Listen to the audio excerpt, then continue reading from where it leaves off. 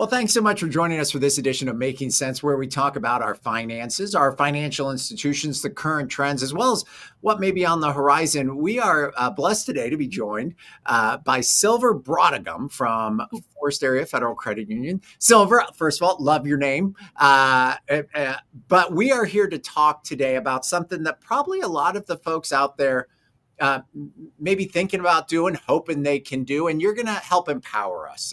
And so we're very grateful for you to be here today. We're talking about starting to save or maximizing that effort if you're already on the path. And saving is one of those things that we probably all know we should be doing, but it can be hard to get started when you just think there isn't the money there. So Silver, thanks so much for giving us some pointers and walking through. And if anybody has questions, just shoot it in the comment and we'll forward your question on to Silver and maybe she can get some answers. Saving can be hard. Let's start with that, right, Silver? It can be a hard thing to do. Absolutely, for sure. So if someone has a need or a desire to actually start saving up, maybe for a purchase or to establish a rainy day fund, which in previous topics we have talked about how important it is to have some money set aside should something come up. How do you even begin to start on that process of saving? Sure. So I think it starts with a clear mindset that you're determined and committed to doing this, and then giving yourself realistic goal and timeframes. Because let's face it, if you make it too far to reach, you're just you're gonna get frustrated from the beginning. So setting a clear time frame and a clear goal would be step number one. So is it is it kind of like a diet? It's exactly like a diet. It's everything you do. It takes determination and willpower. And time. Yeah. And it may not be, it may mean some sacrifices too. Okay, so once we have said, okay, I need to do this, what are some of the best practices to achieving some of those goals? If we have realistic goals and we've set forth this need and this desire and we're committed to it, what are some of the best practices to move forward with that? Well, I find it's easier to find those goals if you look. So start by taking a look at your financial situation, how much you spend, and then cutting out the non-essential spending and expenses such as dining out, subscriptions, entertainment. And I find that if you are committed to doing that, these things are easier to look for and easier to find. So by entertainment, seeking out your local community bulletin boards and finding the things that might be offered for that weekend that you can participate for free, staying in for movie night, and just enjoying your family, which usually is a whole lot cheaper than going out and buying the popcorn and the drinks that go with it. And then again, cutting out any subscriptions and memberships, which could add up. I know myself, if you stop and think about how many you really truly have, it's $30, $40, $50 a month that you could be saving that you don't need to be spending. Silver, it sounds like, and I know Justin is watching somewhere, and he would be proud of me if I brought this up. You have to budget. You have to know what you're spending. You have to, that again, probably a first step in saving. If you don't think you have enough money, you really need to know that you don't have enough money, right? And so it starts with budgeting, knowing where your money is going, and then picking off the low-hanging fruit. Exactly. That goes along with tracking your spending, and then doing the things that you can. Most people don't know that they have the extra money. Saving $10 a week isn't that hard when you cut out that cup of coffee that you stop and grab on your way to work. Maybe multiple times a week you stop and grab that cup of coffee. Yeah, we're not encouraging people to skip their morning cup of coffee. Do it at home for cheaper, right? I mean, we're going to lose a whole lot of viewers that are like, no, this is crazy talk. Right. So make your coffee at home. Maybe pack your lunch at home.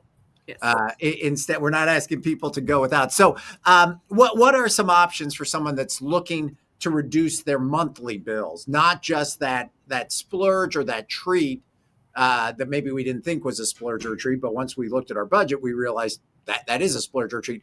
When it comes to our actual monthly bills, what are some things we can look at there?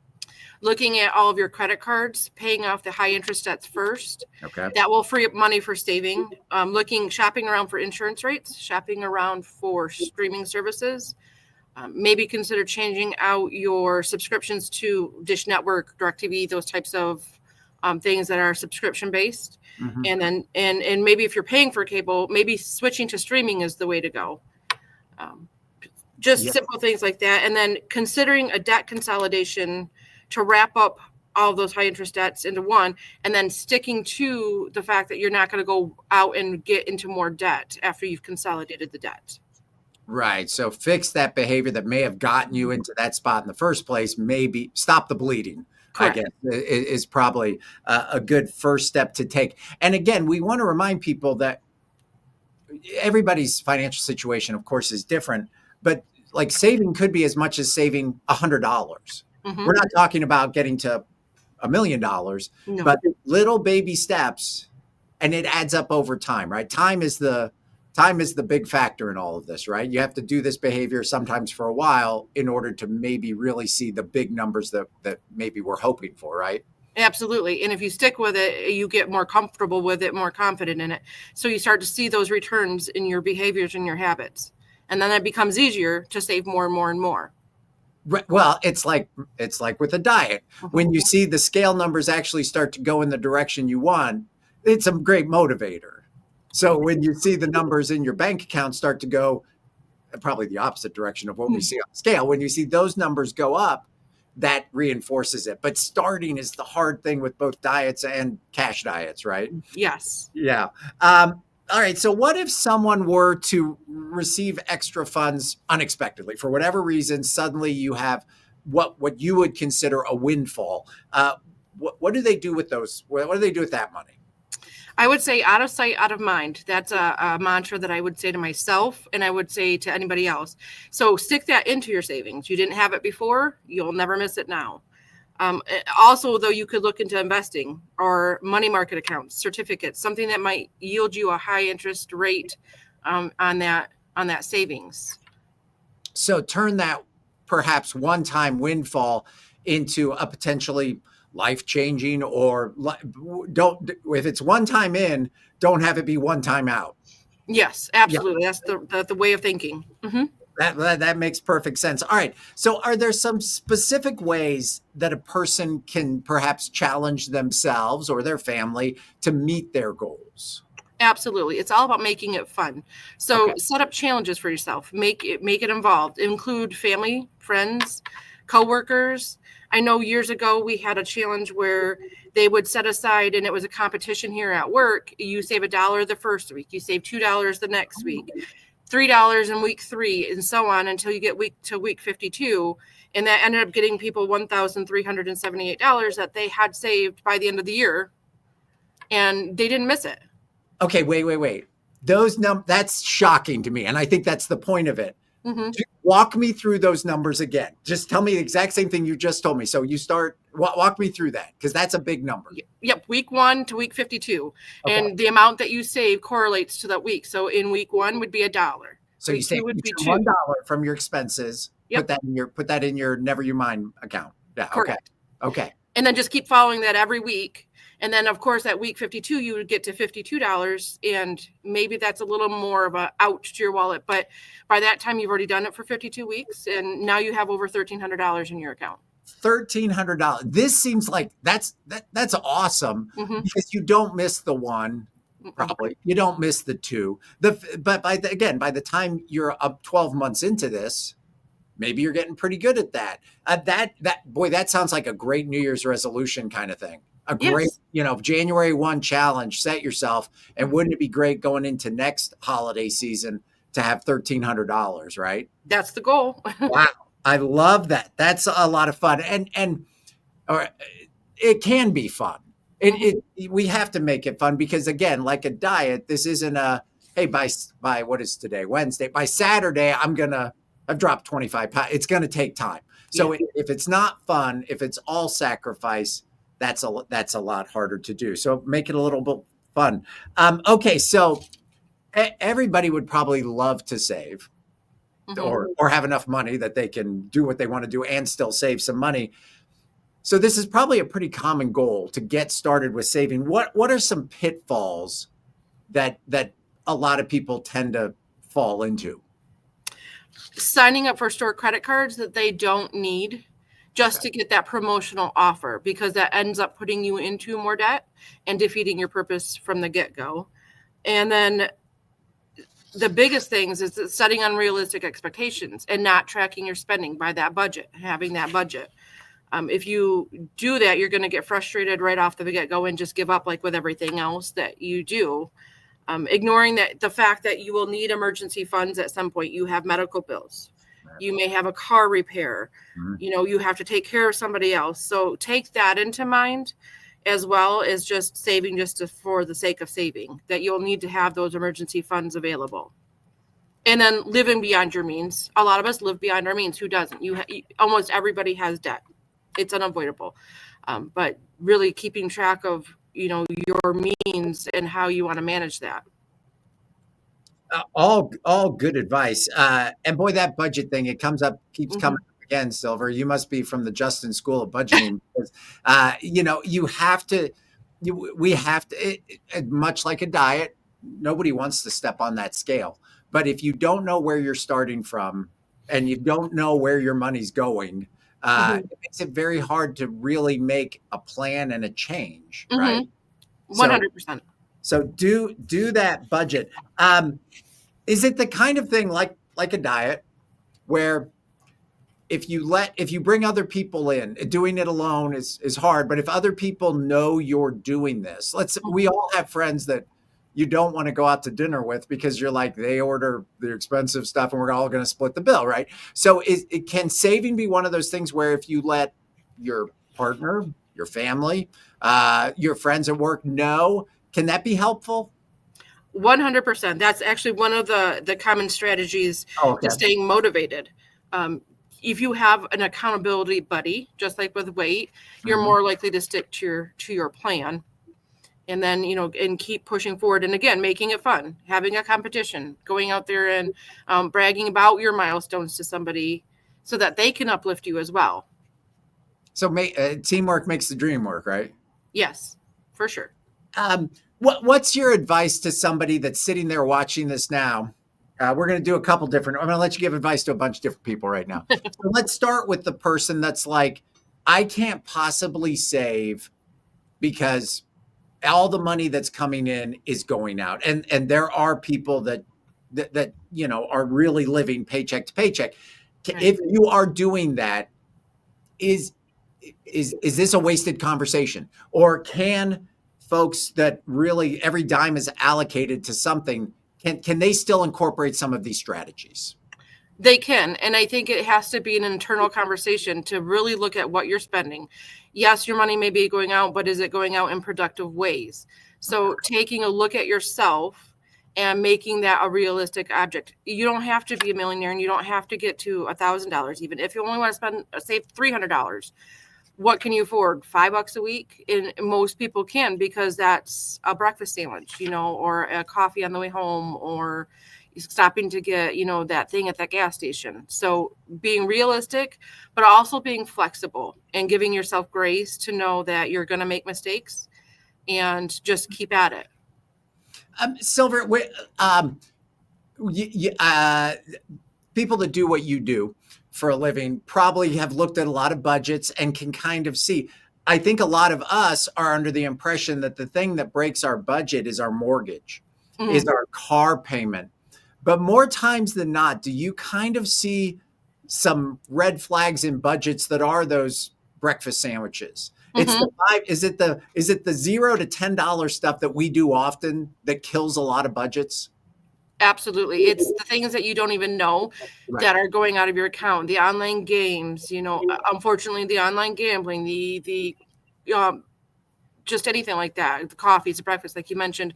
It's like I said, really taking a look at yourself. It's not the bills that you signed up for. It's the ones that you don't think about, the expenses that you aren't thinking about because you're on autopilot that kill your budget. Silver, one of the things that I did when I was trying to save a little bit more is I did diet days, cash diet days, where it's like, okay, can I get through today without spending any money?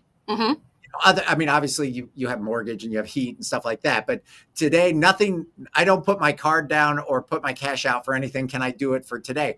It's kind of interesting if you just say that's not an option today. It is kind of interesting to see how much you would be like, oh, I'll get a pop, or I'll do this. Yeah, it's kind of it's kind of eye opening. It's kind of a fun thing to do, and it is. At the end of the day, you're like, I didn't really do without anything today. Right. It's kind of a fun strategy. Are there other strategies that we should keep in mind? Visualizing. I find that if you have it written down, Oh, a journal, a spreadsheet, a poster board, put your goal of what you want. If you're saving for a vacation, maybe post that up somewhere. And if you have it visualized, it's easier to stay on track. And then treating yourself. So if you do have a no spend day, yeah. or you make it to your goal, say you set yourself, I'm going to have $100 this month that I'm going to save, and you make that, go out and maybe treat yourself to something little then, so that you don't feel so deprived and that it's not such a sacrifice. If focusing on the why, and then again, give yourself grace, stay flexible, and realize that 1 month something might come up and you need to have that money. So if you take a little bit of money out of the savings, it's okay. Well, and yes, and I think that's one of those tough where you're taking money out of savings. But think about if you have that savings, whereas in the past there probably would have been a lot of anxiety if you don't have that money, or you're putting that money on credit cards or things that at Mm-hmm. least you have that money. As heartbreaking as it may be to touch it, Mm-hmm. at least you have it, and it's so much better than the alternative. But looking at where your money is going, key to addressing some of these saving issues, and that factor of time, giving yourself, when you give yourself time, I guess you probably give yourself grace as well, right? To have realistic expectations so that you can stick with this. Correct, because you don't want to set yourself up to fail. And a No. lot of bad decisions come from anxiety. So if you don't have the money, you get anxious, you make bad decisions. It's a pattern that keeps repeating itself. So stretching it out and giving yourself enough time to achieve these goals doesn't put as much pressure on you. Uh, uh, uh, how hard is it? This is totally off topic. I hate to ambush you with this. Okay, so this is just a warning. But how hard is it if you're in a relationship and your spending partner, if you will, has a different mindset? That I imagine can be very, very hard. Is the best thing to do, and this is some relationship advice, not only financial advice, right? But this has to be. It's great if you have a team approach to this, but I imagine in situations it's also almost necessary that you do this as a team, right? Correct. And if you find you can't do it as a team, then I find it's best to kind of keep it separated. If you're going to save, maybe don't put it in a joint account. Have your own account, so that you can have a little bit of control over what happens with that savings, and then you don't have to stress about what your partner is doing. Right. If folks have questions or are overwhelmed by this, Mm-hmm. who should they reach out to come talk to? We have many licensed, certified financial counselors here at the credit union. So they can call your local institutions, your local credit union, or any kind of financial wealth. I'm sure some senior centers have some advocates that can help folks manage their money, but we would be more than willing to talk to anybody here at this credit union and give financial advice. We've all been through that certification. And I'm sure somebody, one of the viewers is out there watching this right now going, they don't want to help me save $100. And I bet that's not true. You are willing to help and give advice to anyone, whatever their goals are, right? Correct. And it's funny that you mentioned that, because I actually work in a capacity of helping members get out of their sticky situations. I'm in loss prevention. So I help people find solutions to their money problems almost every day. So I am 100% willing, open, available to call and talk to you about anything. And nothing is, I find a factor for people getting over is embarrassment. Embarrassment is a huge thing. And if you can get over that, then you reach out and you can start seeing yourself digging out of the hole. Yeah, when the first advice when you're in a hole is stop digging, right? So, Right. and I'm sure that Silver, I'm sure over the years you've heard it all. Yes. Probably nobody's going to come in with a reason why they're needing financial help that you haven't already heard. So, is the take-home message, we can do this? Absolutely. We can do this, and reach out to whoever you need.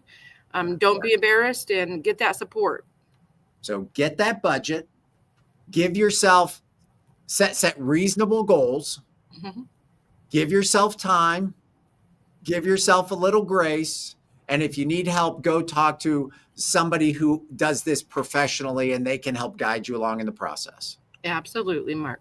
All right. Well, Silver, I want to thank you so much for your time. That is great advice. And it's at this time of year where we seem to be spending a lot because it's this time of year. It is nice to know that that there is hope for saving. And I love the dollar a week challenge. I absolutely love that. I think that a lot of the folks watching tonight may take that in. It's a great New Year's resolution. At the end of the year, you got $1,300. So Absolutely, you should try it. I love that you got $1,300 and maybe a new outlook on your spending, which is probably over the course of the rest of your life may have more than a $1,300 impact. So, Silver, I want to thank you so much for your time tonight and your advice, and everybody for tuning in. We sure do appreciate it, and we'll see you again for Making Sense in the future. Thank you, Mark. Thanks.